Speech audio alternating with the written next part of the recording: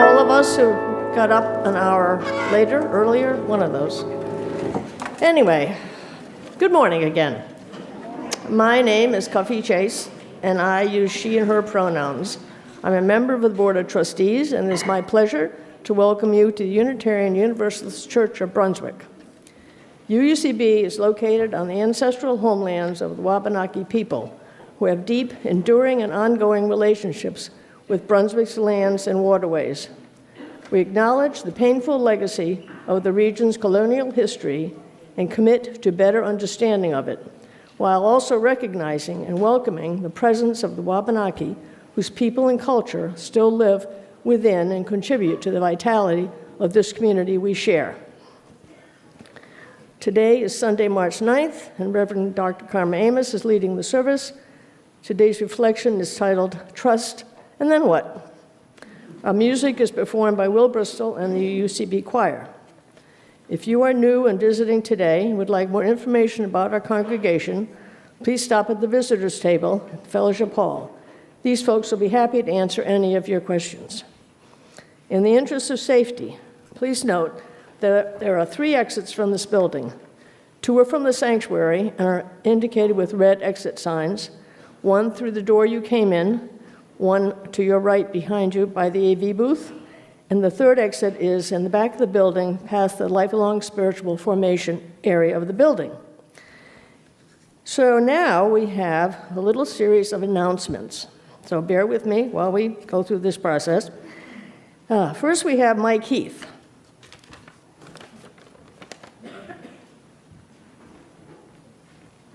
Good morning. I'm Mike Heath, he, him, and I just have a quick announcement about an upcoming fundraising opportunity. We are at the end of April and in early May, the fundraising committee has organized an online-only auction. Now, I'm not going to come up here and do any of those Susie and ditties, so don't worry about that. But this online-only auction, it's a fundraiser, and it will be adventures, services, and dinners. So it won't be stuff. It will be those kinds of things. But and you'll get a lot more information about this later. But what I'm here for now is to try to entice a couple people to help Betsy Williams, Sue Michaud, and myself to organize this. And so I was thinking it would be a really great opportunity for new folks. We had a lot of new members last week join, and I'm just finding ways to connect people with the church and with doing stuff. So if you are in that category, or even you've been here forever and you'd like to join in, I'll be at the membership table or the newcomers table at the end of the service, so please check in with me. And we'll have a great time. Thank you. Next on our agenda is Tobin. Hi, my name is Tobin, and I serve as your lifelong spiritual formation director, and my pronouns are he and they.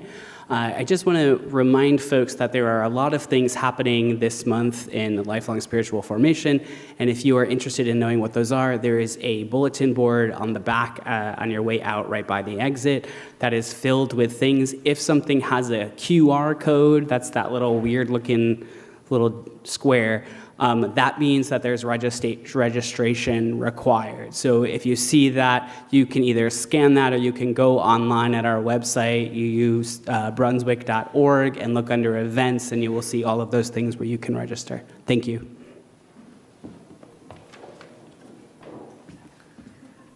Okay, next. This is a reminder that the coffee and tea is going to be served in the Mary Meeting Bay Room after the service, which is, of course, in the back of the building. So wander over there as best you can. Don't crowd the doors all at once, but get there slowly. That's that announcement. And then we have another announcement from the Art Gallery Committee. I'm going to read this. The beautiful multimedia art in our fellowship hall this month was created by Ms. Wimberly Burton, who is with us today. She's in the back, and I ask her to stand up.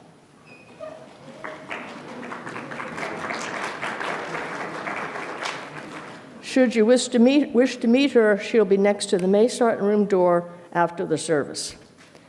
And next we have the pledge team.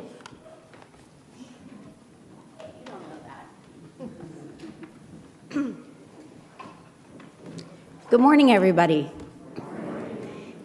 So, before I get to business, first thing I want to do is ask, how many of you are familiar with the game Monopoly? Okay, that's good, that's good. All right, now how many of you dislike the game Monopoly? All right, that's what I thought too. I have to raise my hand, I'll admit it. So then you're going to like this version, okay? Because we are only doing the fun part. If you feel like you could use just a little extra cash, raise your hand. Keep that hand up. We've got cash coming your way, all right? Just hang on, and look around. There's some people who've got some bills in their hands. You got to keep your hand up. They're not going to know if you want some cash. There we go. That's what I'm talking about. Help them out a little bit. Yep, good, excellent. I see. Kids can participate too. This is allowed. Keep those hands up. I like it. Yep, I see people behind you coming your way. Don't you worry. The money's coming. Walt's making his way up this way. Excellent. I love this.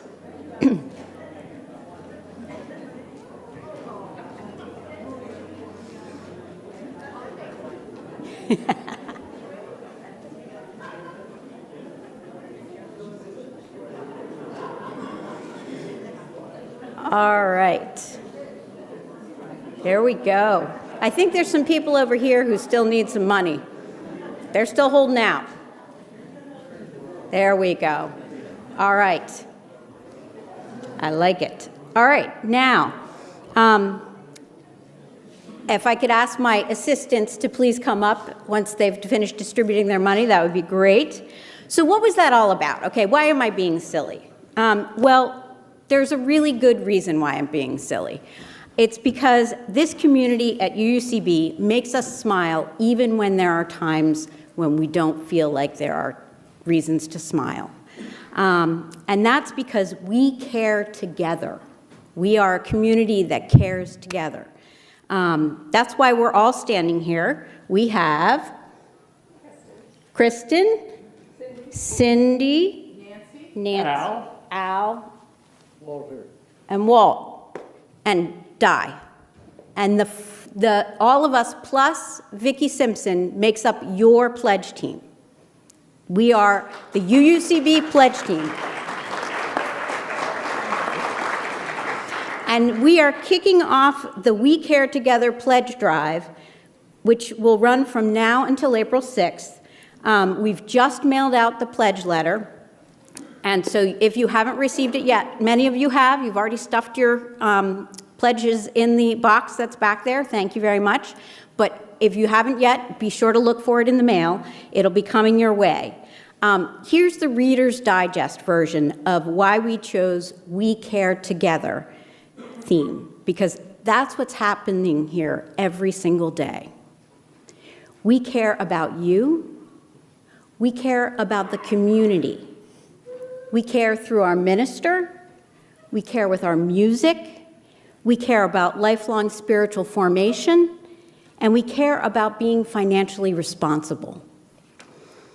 Our goal is to raise $380,000 for the July 2025, June 2026 church year. Yes, whoever went, ooh, yes, that's exactly, my first thought was, can we do that? And we can. It is a steep ask. We're going to be honest with you. It's $50,000 higher than last year's amount. And yet last year we thought we had a high amount, which was $330,000. And we made it. We reached that goal. And I have faith in this community that we can reach this goal too. The reason we need this money is that this year We have grown from a small to a medium-sized church, according to the UUA, and that means we need to adjust how we compensate our staff. Additionally, because of the increase in workload, we will also need to increase the staff's hours for the upcoming church year. And we have good news. The pledge team, the Board of Trustees, as well as many committee chairs have pledged already, so we are starting with, if you would, over $85,000 already pledged.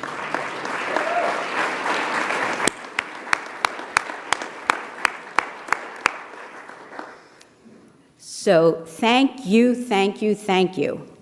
Over the next few weeks, you will hear from different people who have all found us to be a caring community to lean on. Listen to their stories and reflect on your own. With about 200 family units to help us get to our goal, know that every single pledge is important. Take the time you need to think deeply about why this community is important to you, then make a pledge that conveys that feeling. In the meantime, if you have questions, feel free to ask any one of us, plus Vicki Simpson. We're the ones with the promissory notes on our name tags. We'll be at the visitors table, or actually we have our own little table right back there, before and after Sunday services for the next few weeks. And of course, if you're ready to pledge today, feel free to come by the table and complete a pledge form, or pick up some more Monopoly money if you didn't get enough. Thank you.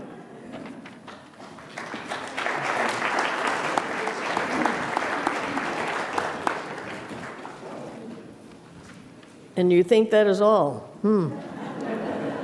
Actually, it is. Diane Fisher graciously said she didn't have any announcements today. So, as we begin the service today, we really are going to begin now, please silence your mobile devices, and once again, welcome. We are glad you're here. Thank you.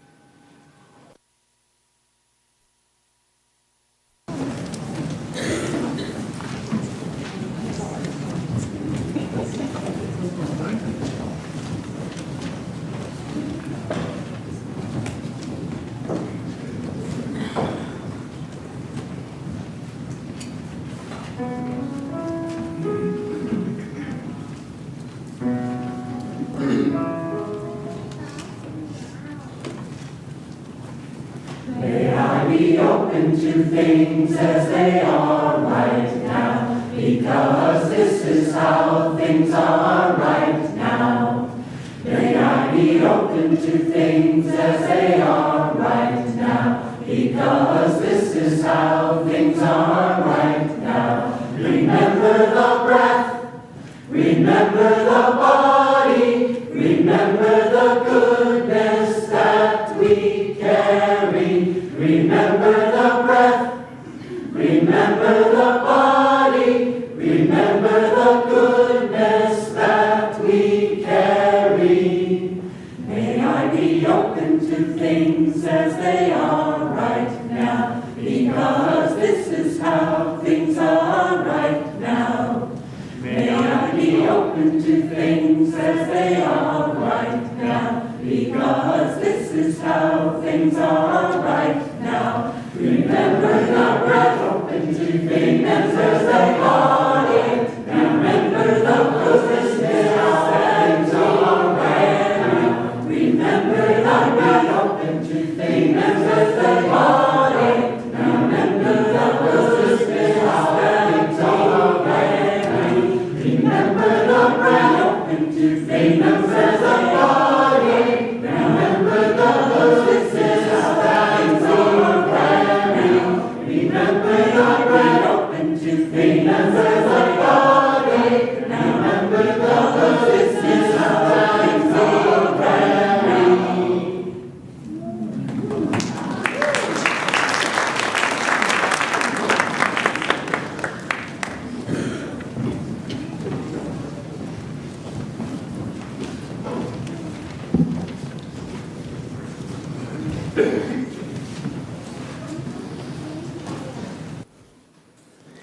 Good morning. I'm Caroline Loop, and I'm a new member, and my pronouns are she, her. The reading to Light the Chalice goes as follows. It's from Reverend Scott Taylor.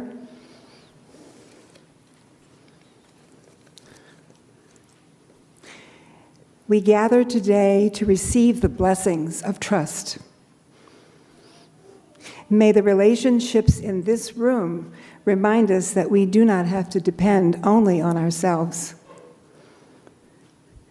May the quiet we share help us hear and renew our faith in that small voice inside. May the music sung inspire us to hold tight to the restorative rhythms of the world. And may the words offered remind us that we too have a voice, one that must be trusted and shared. With our hearts open, let us begin.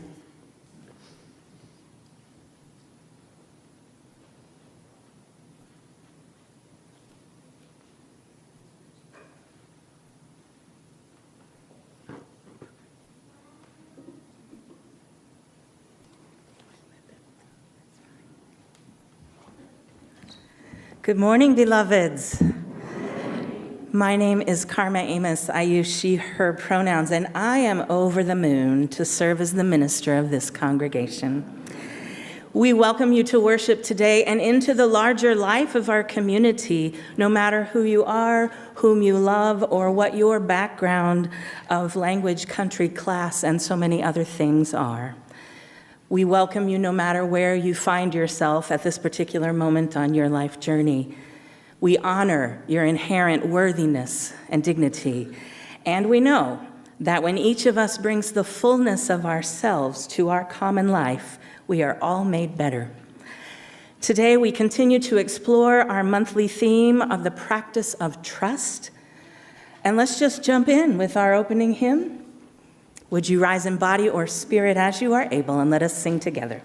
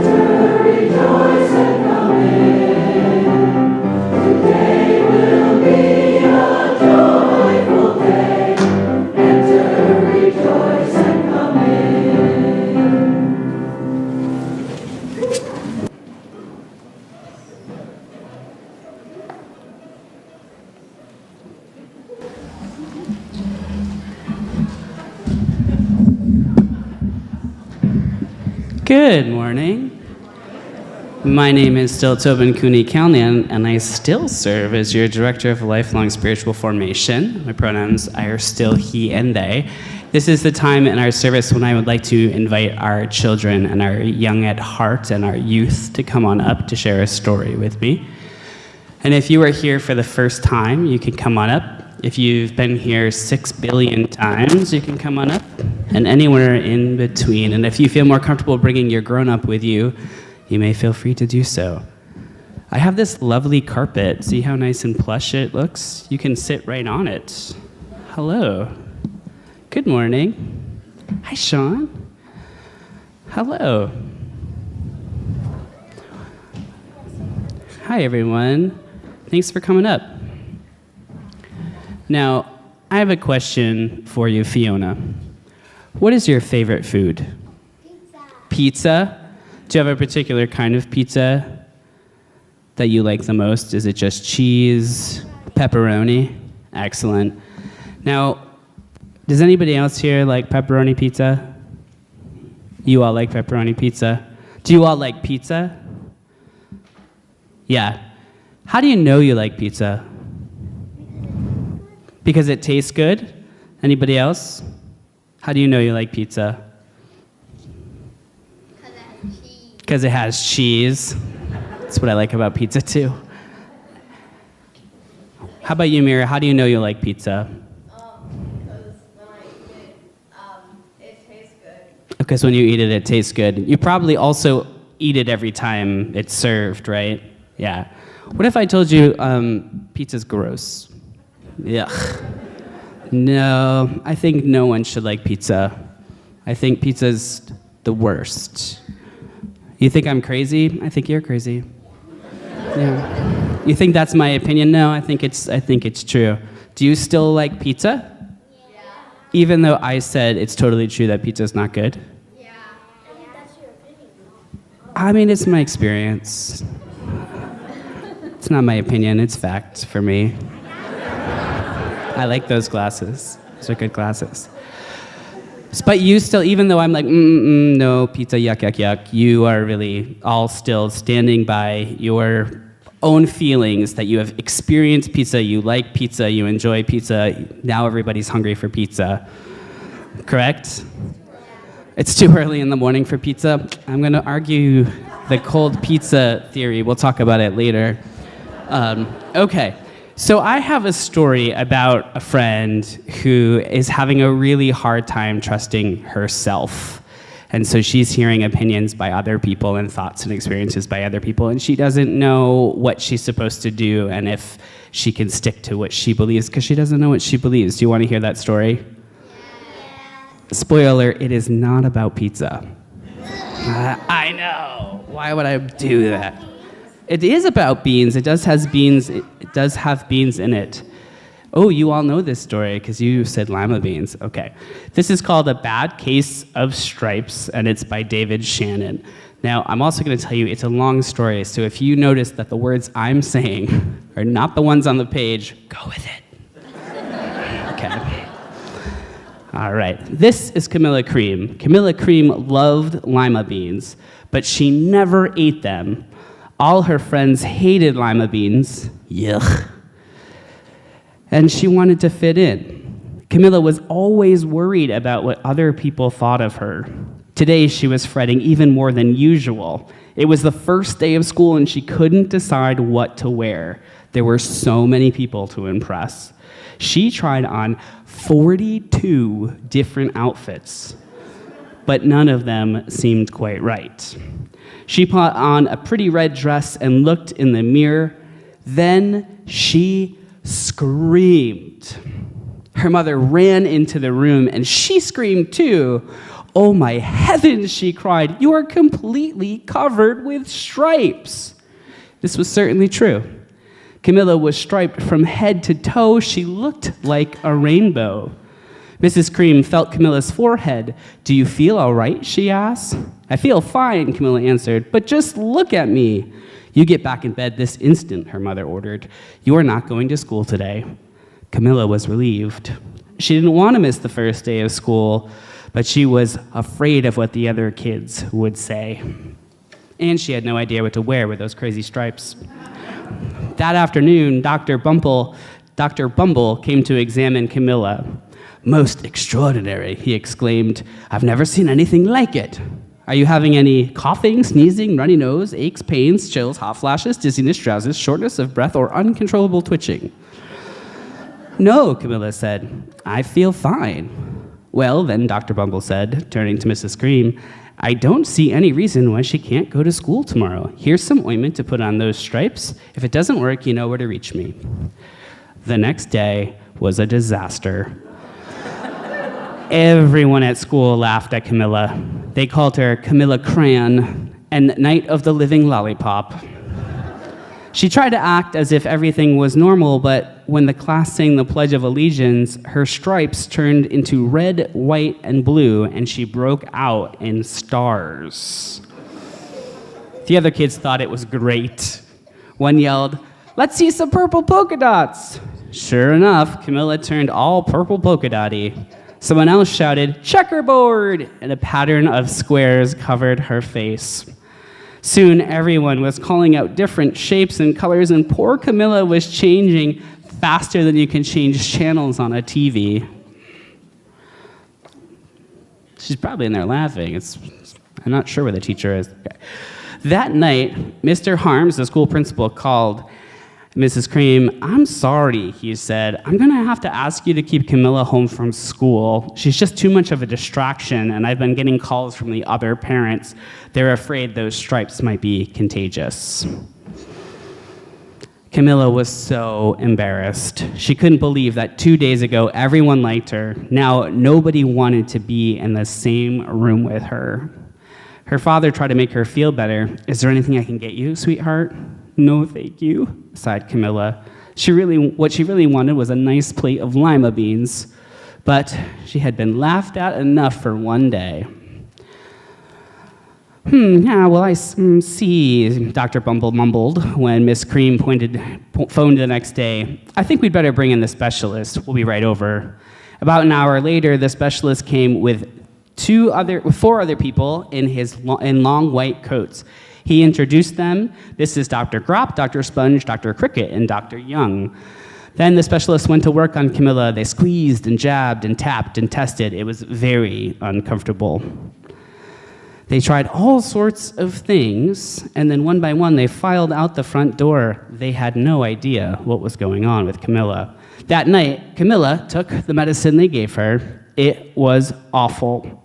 When she woke up the next morning, she did feel different, but when she got dressed, her clothes didn't fit right. She looked in the mirror, and there, staring straight back at her, was a giant, multicolored pills with her face on it.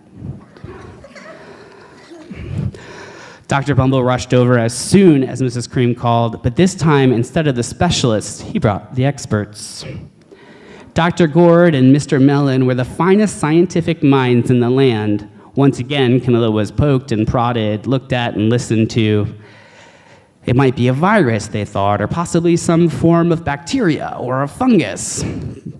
The experts looked at Camilla and then at each other. "We need to go over these numbers again back at the lab," Dr. Gord explained. "We'll call you when we know something." But the experts didn't have a clue, much less a cure.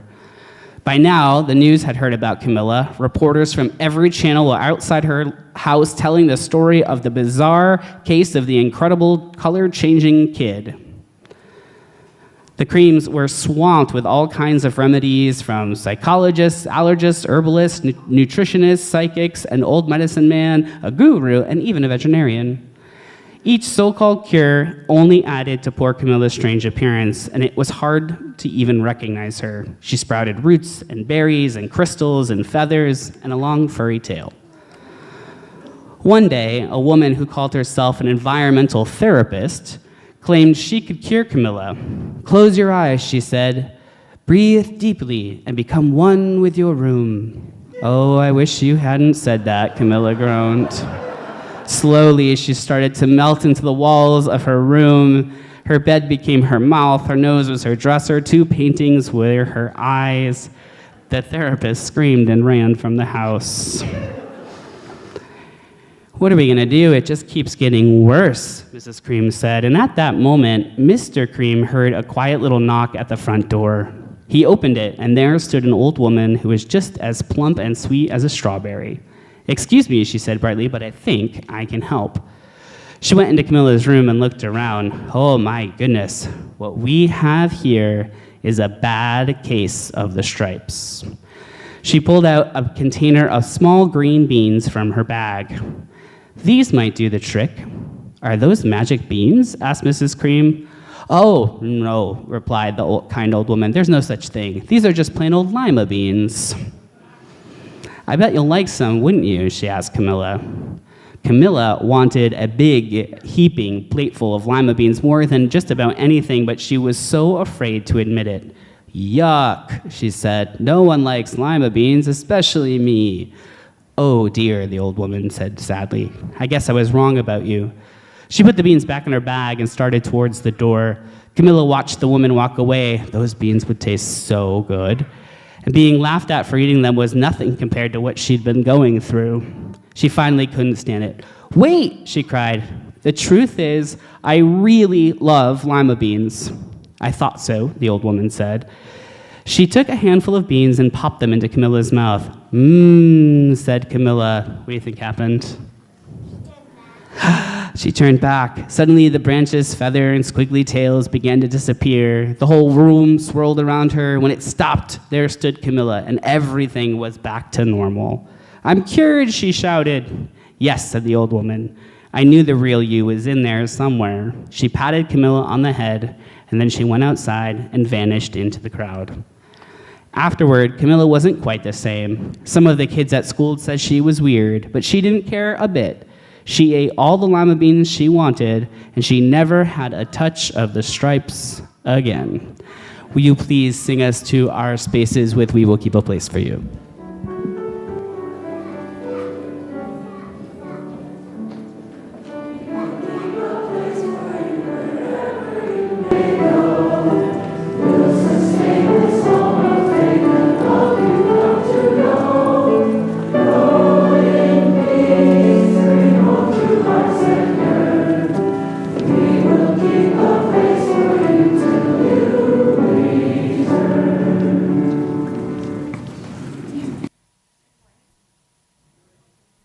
I'm Irene Austin, Pastoral Care Associate.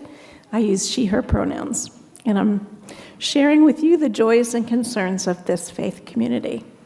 For joys today, someone wrote, and probably many other people echo this, excitement. The Bowdoin women's basketball team has a 29-0 record and made it to the NCAA Sweet 16 next weekend, hopefully at Bowdoin.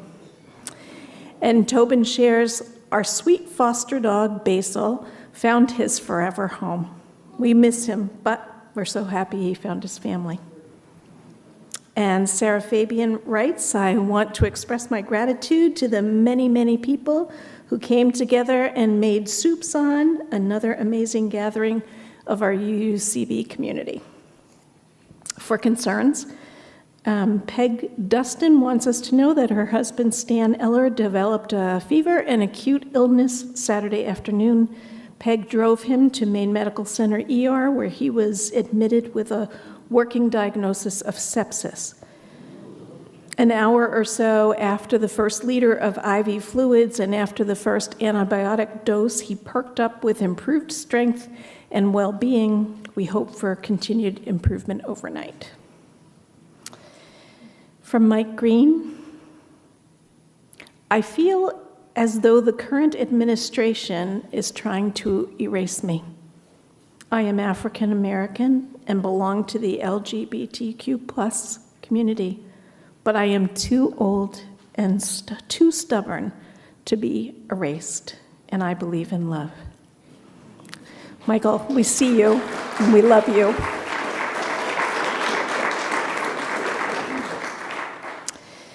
Karma writes, she's holding her friend and mentor, Reverend Jim Matulski, close at heart as he recovers from surgery.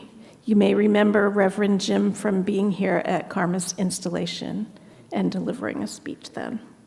Karma also is holding her mom in heart and thought, her mom who got some not great news from her doctor this week. Sorry, Karma. Diane Fisher wrote, prayers for women around the world as we celebrated International Women's Day yesterday.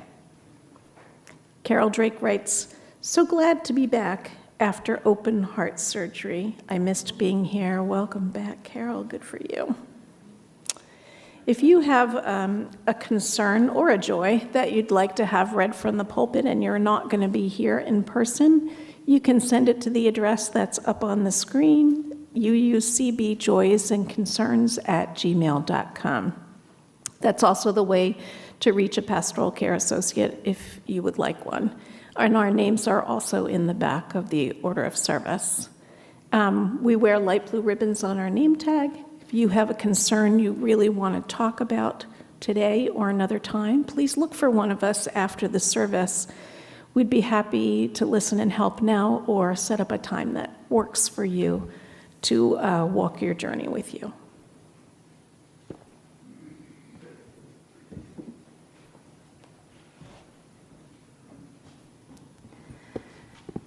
Today, in honor of the beginning of the season of Lent in Christian tradition, I'd like to offer a blessing for all of us from Jan Richardson that uses some of the imagery of that season. Would you join me in a time of prayer and contemplation? To receive this blessing, all you have to do is let your heart break. Let it crack open. Let it fall apart so you can see its secret chambers, the hidden spaces where you have hesitated to go. Your entire life is here, inscribed whole upon your heart's walls. Every path taken or left behind, every face you turned toward or turned away, every word spoken in love or in rage, every line of your life you would prefer to leave in shadow, every story that shimmers with treasures unknown and those you have yet to find. It could take you days to wander these rooms, 40 at least. And so let this be a season for wandering, for trusting the breaking, for tracing the tear that will return you to the one who waits, who watches, who works within the rending to make your heart whole.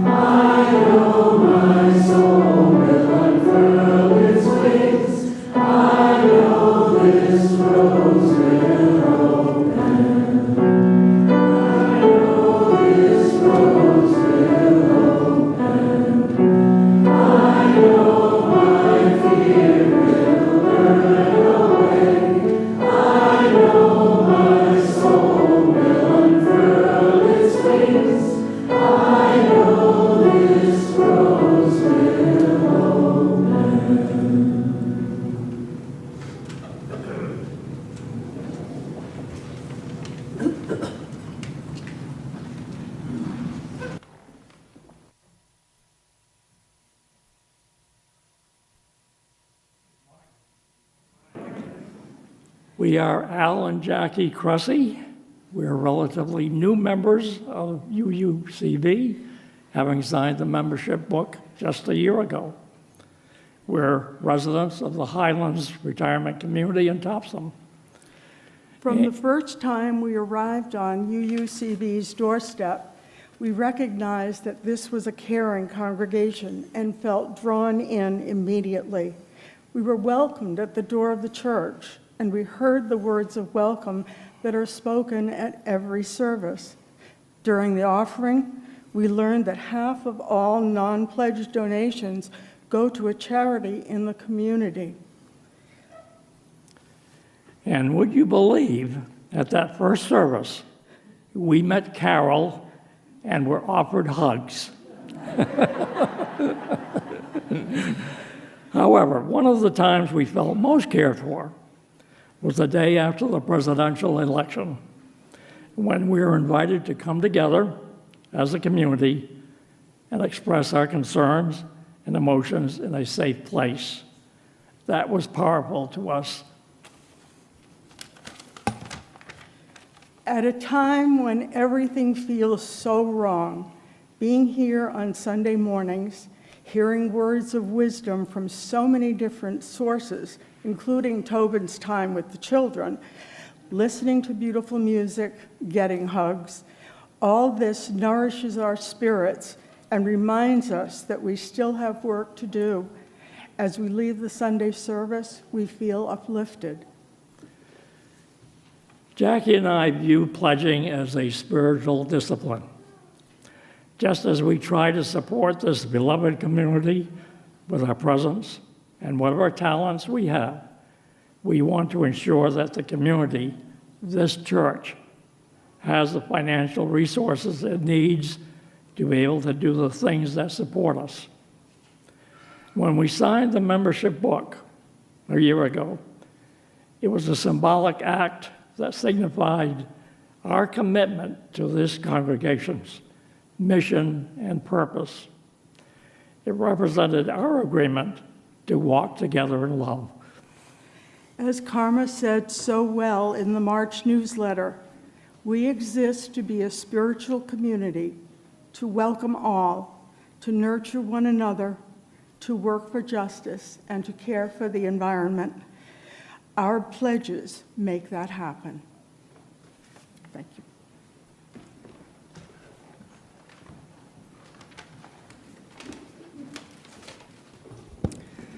Good morning. My name's Jim Spicer. I use he, him pronouns. This is a poem called Her Head by Joan Murray. Near Ekovukini in Natal, South Africa, a woman carries water on her head. After a year of drought, when 1 child in 3 is at risk of death, she returns from a distant well carrying water on her head. The pumpkins are gone, the tomatoes withered, yet the woman carries water on her head.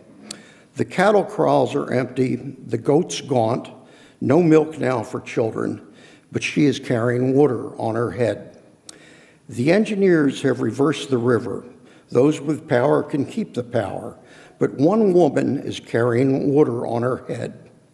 In the homelands, where the dusty crowds watch the empty roads for water trucks, one woman trusts herself with treasure and carries water on her head.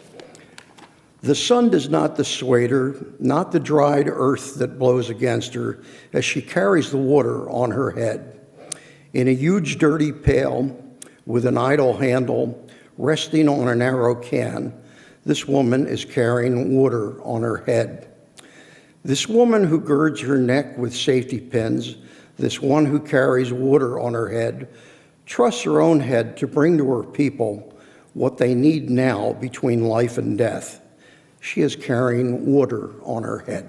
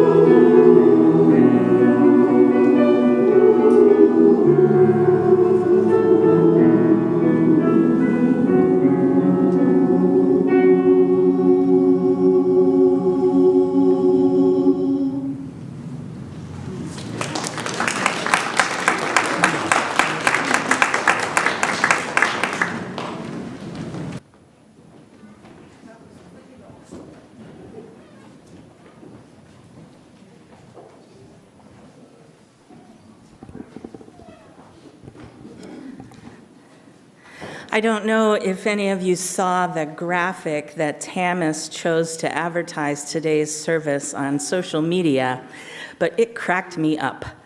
It pictured a woman standing in front of a refrigerator, sniffing a milk jug with a not-so-pleasant look on her face.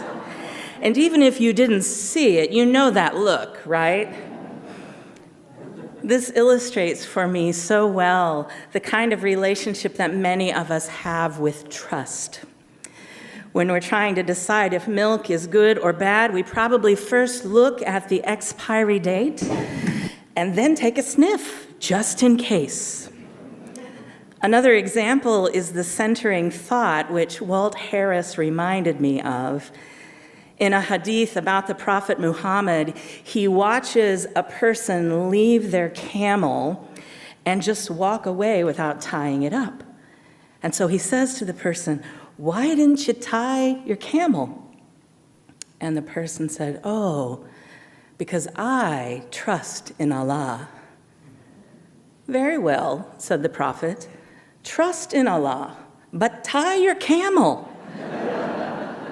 As part of my preparation for today, I wanted to take some field notes on all the things that I put my trust in every day without thinking about it. Here's how that went. I woke up to the alarm on my phone's clock, which I had placed my trust in. Today, I even trusted it to spring ahead so that I would not be late to work. I was not. After that, I trusted my body to sit up and swing my legs over the bed. I trusted gravity. I trusted the light switch. I trusted the water to come out of the tap, which shows my privilege relative to the woman in the poem that you heard. I trusted the toilet to flush. I trusted toothpaste to come out of the tube labeled toothpaste. You see where this is headed? Within 10 minutes, I had to stop, and I had not even begun to notice all of the things that I trust without even thinking about it. Later that day, I started thinking about it again when I was driving. Every single four-way stop is an exercise in the complexities of trust, right? Not to even mention roundabouts. You trust everyone to follow the rules you all know, and you have insurance in case they don't. You figure out when it's your turn, and when you're ready to do your part, you still look, right? Please tell me you look. It's a both and, right? Trust and verify. And of course, it must be said that these days we are well beyond trivial examples of everyday trust, because this is a time of crisis for so many people.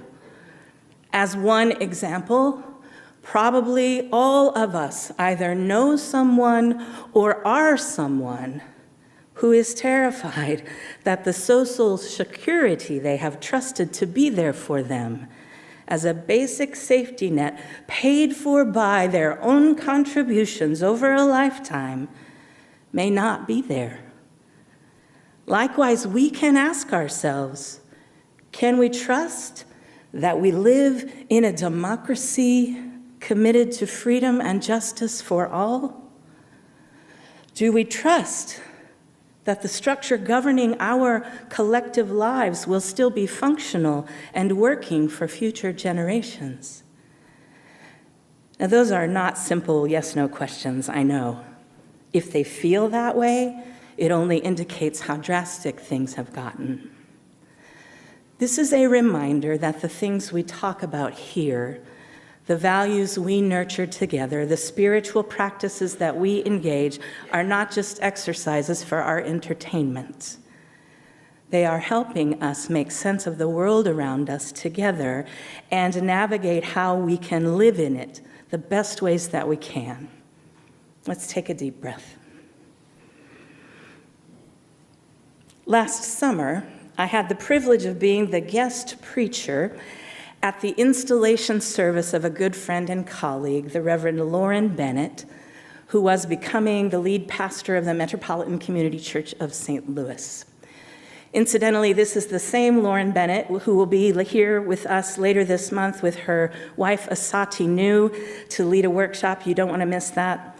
Anyway, Lauren asked me to preach on a text from the Hebrew Bible that, as she put it, was a delightfully self-contained narrative from the book of 2 Kings. Now, I don't have to tell you that I am out of the habit of preaching from the Bible every week and grateful for the freedom, but I was a little rusty. Not only that, when I went to my Bible to read the story, I thought to myself, where the heck did this story come from? I've read the Bible a lot, but in the words of one of my mentors, I swear they just keep putting new stuff in there. So I want to tell you the story because I think it has some relevance for us, for our theme of trust, for our rising needs of community and support, and also, as it happens, for the pledge drive. This is a story from the adventures of the Hebrew prophet Elisha, and I'm going to paraphrase the story, though if you really want to get into it later, it's at the beginning of 2 Kings chapter 4. What happens is that a woman comes to Elisha in crisis, and the news is very bad. Incidentally, because it's Women's History Month, it seems worthy mentioning that she is one of the many women in the Bible and today whose name is not known or spoken as an indicator of how important she was. Her story is that her husband has died, and the creditors are banging at the door, and I want you to listen to this next part closely. Creditors are banging on the door, threatening to enslave her children if she cannot pay off her debts. She doesn't even ask Elisha for help, really, though it's implied by the fact that she comes and risks telling him her vulnerable story. And I hesitate to even think how many times she has had to tell that story before. So here's someone standing right in front of him, pointing out the injustice of her situation. And in the face of her need, Elisha's first response is a little more like you might expect from a politician than a prophet. He says, "What do you want me to do about it?" And I get that. I mean, it's a huge problem that she has. And when she describes her situation to Elisha, there isn't much he can do to refute it or to silver lining it for her. Things are bad, desperate. It is not fair, and it seems impossible to see any way out of it. I imagine you may know what Elisha may have been feeling in that moment. Many of us know what it's like when people come to us with profound problems that we do not know how to fix. It can often feel like a crisis because it is one. The world is harsh for so many people. Daily living can be a struggle. Racism, sexism, transphobia, poverty, addiction, inadequate health care, lack of access to essential resources. All of these can exacerbate the inequities and injustices that characterize life for too many. It's too much.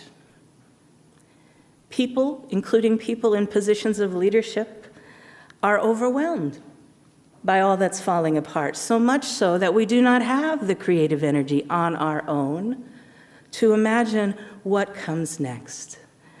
But together is a different story. So let me get back to Elisha. Here's what Elisha did. After he threw his hands up and said, "Why are you asking me? What am I supposed to do about it?" After that, I like to think that he took a deep breath and thought for a minute. In fact, let's do that together now. And then he responded to the distressed woman with a question. "What do you got?" That's what he asked. What do you got?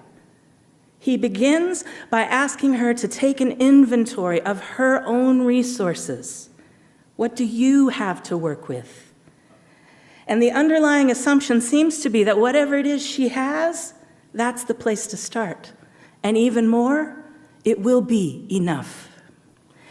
because Elisha immediately helps her expand the scope of what she considers to be her resources, what she's got, to include her neighbors and her friends and her community.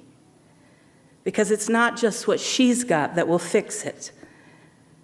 The first piece of good news that she comes to understand is that she's not alone. And in fact, she was never meant to be alone in dealing with those problems by herself. Oh, she takes her own inventory. This is part of the story. And this is how she answers Elisha. I have only one jar of oil that my husband left behind. It's the only thing of value we possess. And the prophet says, use that then. And then ask all of your friends and neighbors if you can borrow their vessels. Elisha then coached her. He said, you and your kids, just do your part.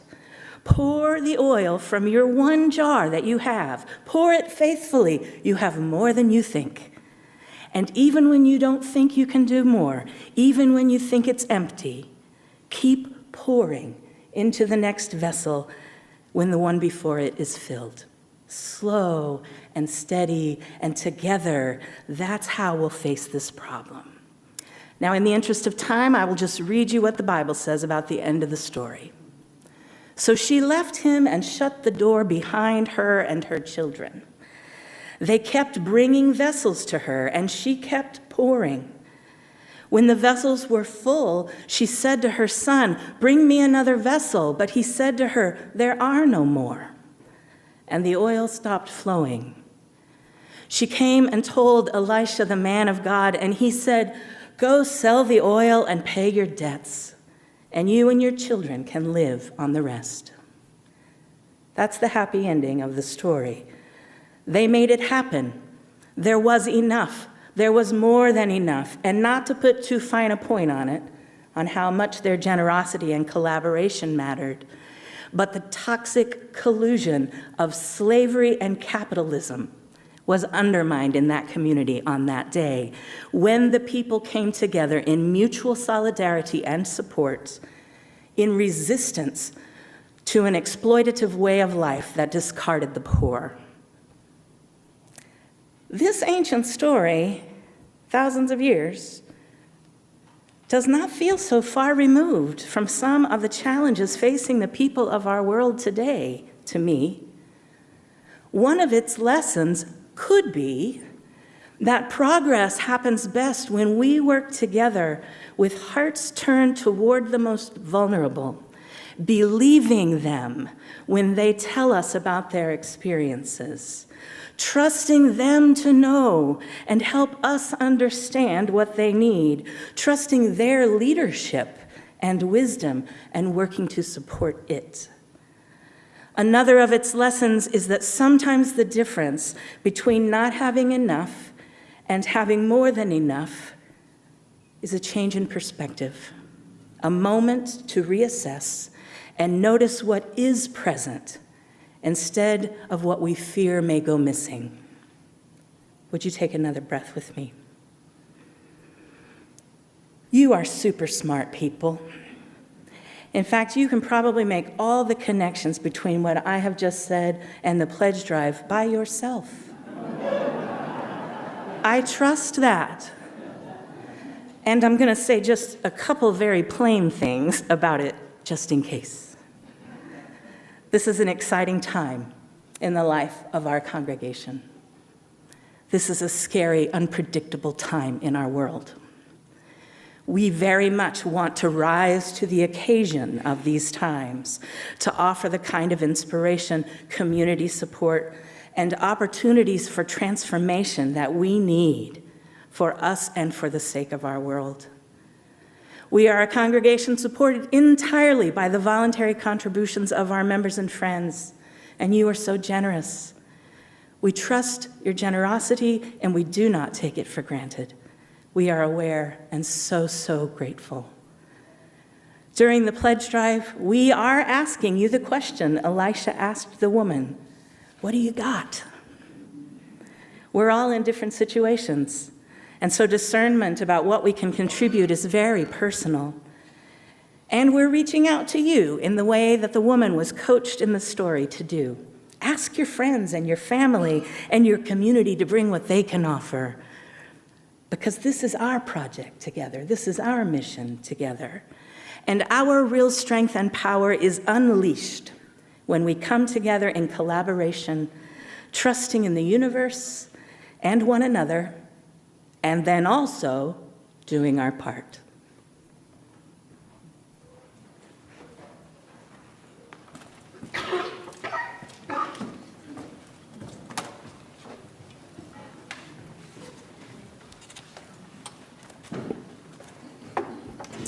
And this is a time in our service, well put, when we receive your offerings to support our church. All cash, non-pledge offerings will be shared with this month's Charity of Soul, which is the gathering place. So please give as generously as you're able.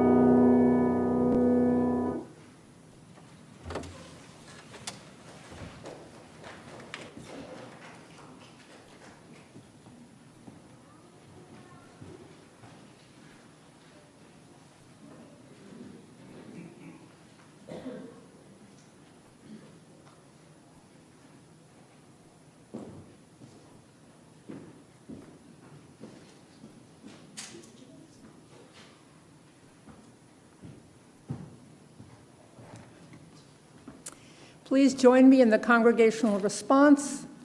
May these offerings sustain and grow the work of this church, weaving a tapestry of love and action. Thank you.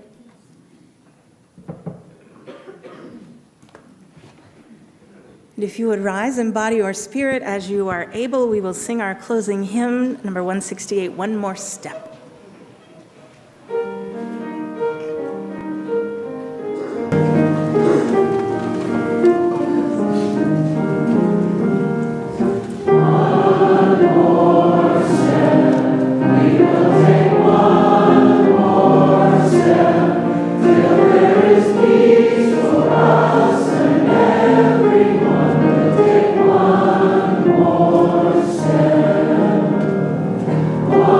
One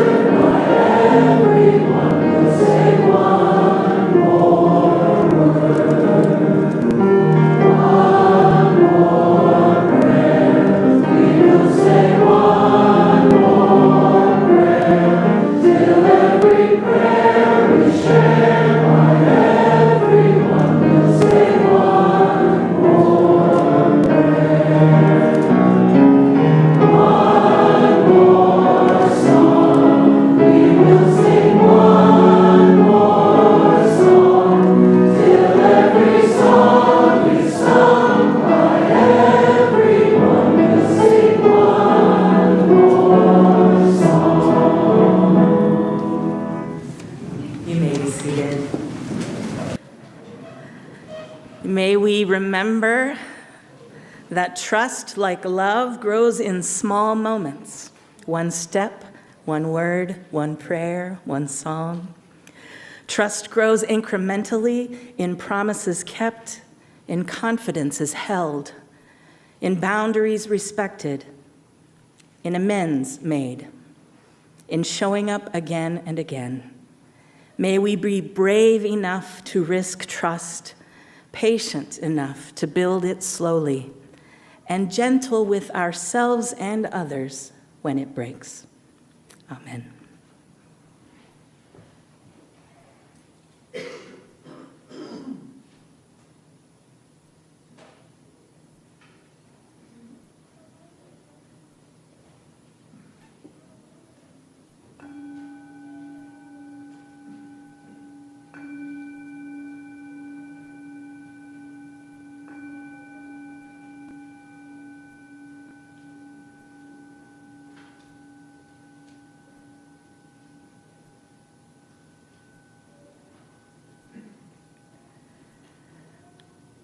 In just a moment, you can go greet your neighbors and talk with them in the back where the coffee hour will be, right through there.